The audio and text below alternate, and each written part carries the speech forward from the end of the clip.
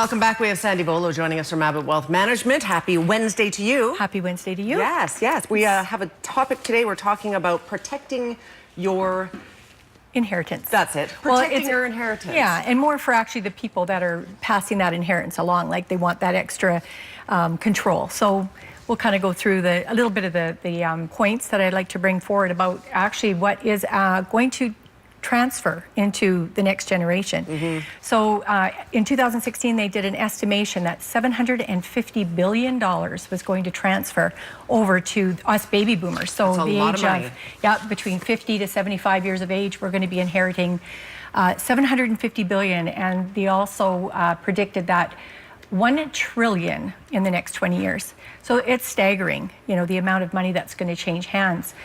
Interesting, in the U.S., they said that looking at the amount of money that will be transferring over even down there, by the time it reaches the second generation, only 70%, like 70% will be gone of that money, and by the time it reaches the third, 90%. So it just sort of, it's an indication that we're going to spend it. Yes. You know, we're not going to save it. We're not going to be acting as custodians for that money to pass it on to our children or our grandchildren. And for people that are in business, or they've spent years accumulating that worth, you know, they want to make sure that it's going to pass probably to their grandchildren and future generations. So it's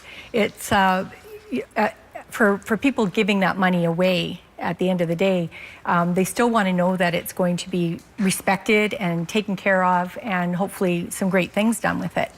So, you know, that's a lot of the fear, is that loss of control. They don't have control once they've handed it off. And also, yes, dealing with your own mortality. Like, we never want to think that we're going to, like, death and taxes are imminent, we're going to, you know, be passing that on.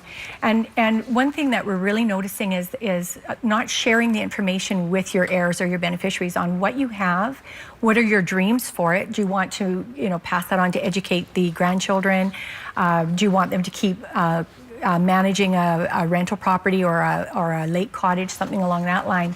And you want to make sure that all of that money is given to your beneficiaries the way you hope it will be received and used, you know, into the future, because it does take a long time for us to save that money.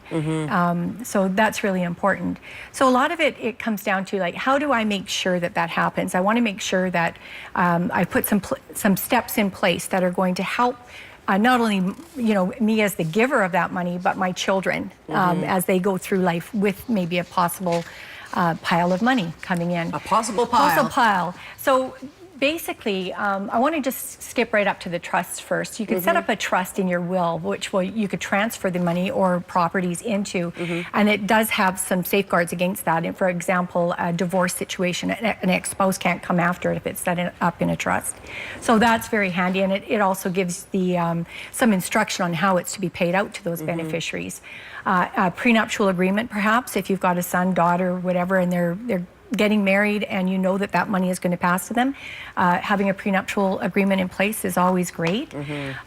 Ensure that your inheritance funds are non-taxable, and they're not part of your base, your asset. So if you're married and you've got an inheritance, it is not, your spouse cannot attach herself or himself to it. But if you commingle funds, that makes a big difference on it becoming a joint asset or a joint property.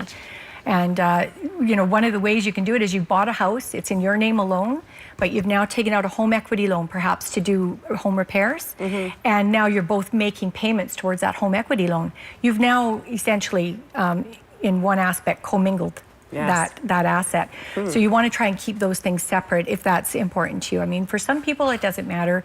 You know, it's truly what's yours is his and his is yours, kind of, or vice versa. So, you know, in many ways it doesn't, it's not a big deal.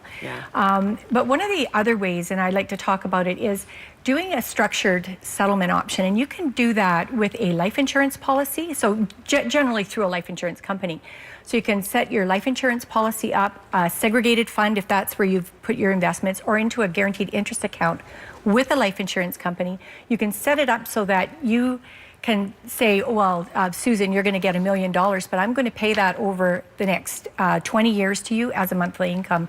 You can set that up prior to your passing so that as that money funnels down through, to you or my children, that I've already set it up. They can't take any more out than what I've stipulated. Sure. And it does protect your children if they're vulnerable. So if they, they maybe hang around with a bad crowd, maybe they've got a spouse that you're not particularly fond of. I mean, we see a lot of different scenarios in our office, and we're also now seeing this trickling in effect of these inheritances coming into fruition now. So a lot of people trying to decide what they're going to do with their funds. Absolutely, you want to protect it and make sure that whoever's inheriting it understands the enormity of it all. That's right. And also, there could be a situation where, your daughter's married. Now the daughter passes away. Her husband, who maybe has attached himself to these assets, now remarries.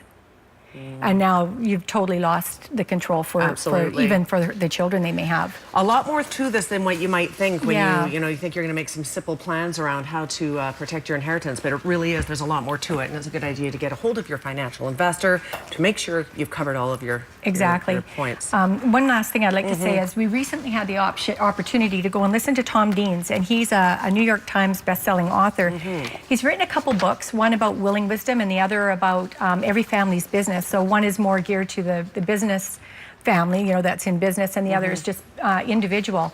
If you have the opportunity to pick up these books, they're great. They're a fairly easy read, but you can also hear him on YouTube. So just Google Tom Deans on YouTube, and he's got quite a few different little segments on there, so you'd find it very interesting. He's got some really good advice. Yeah, something to take seriously, right? Yes. This is our life's work that we're passing along. Definitely, and have the conversation. We've always said that. Have the conversation with your family. You wouldn't believe how many people are surprised or shocked to find out at the end of the day what their mother or father actually, was thinking, that they didn't want them to get a lump sum, that they maybe didn't care for their son's partner or wife or daughter's partner. So really sit down and have the family conversation so that there's no blindsiding, because at the end of the day, if you don't communicate these things, it's going to leave really hard feelings with the survivors and create bad relationships all the way around. Absolutely. Well said. Yeah. Sandy, thank you for thinking. Thank you. For thinking. Thank you. I know we all try and think. Great. Thank you for being here. And my marble mouth is awesome. Anyways, it's things to think about is what I wanted to say. Information's on the screen. We'll be right back. Stay with us.